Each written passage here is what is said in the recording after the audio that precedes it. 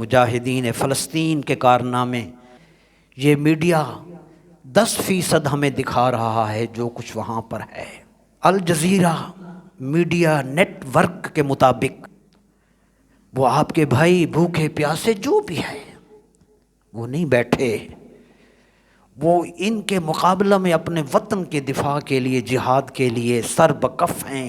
طویل عرصہ فلسطین اور اسرائیل کی جنگ کو ہو چکا۔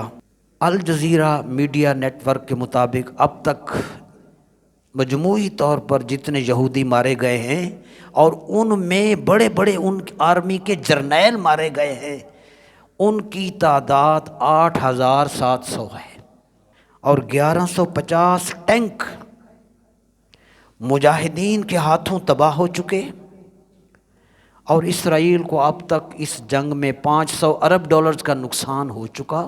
اور یمن کی جانب سے جو اسرائیل کے خلاف مزاحمت ہوئی وہ بہت شدید ہے کہ اب کوئی کسی ملک کا بحری جہاز اسرائیل کی مدد کو نہیں جا سکتا، وہ اسی میں مریں گے، اور یہ غزہ ان کے لیے جہنم بنے گا۔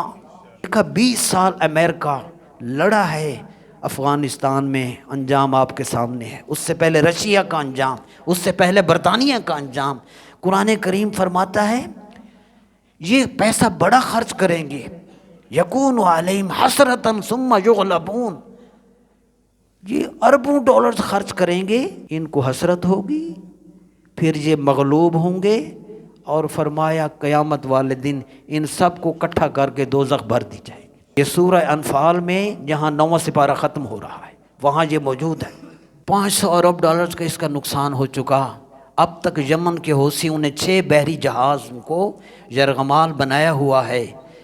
اور آخری بات، اسرائیل کا سب سے طاقتور فوجی یونٹ گولائی بریگیڈ ہے، وہ مجاہدین کے ہاتھوں اتنے مجبور ہوئے کہ وہ بڑے بڑے علاقوں کو چھوڑ کر بھاگ گئے۔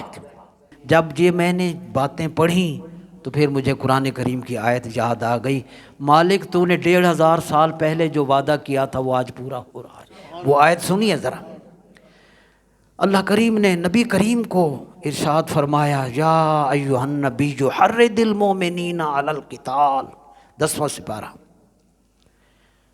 اے محبوب ایمان والوں کو جہاد کا شوق دلائیں، جہاد کی رغبت دلائیں۔ حرد یحرد، تحرید کا معنی ہوتا ہے شوق دلانا۔ ان یکم منکم 20 صابرون، یہ کنڈیشنل مالک کا وعدہ قرآن کریم، سب سے بڑی صداقت قرآنی آیا۔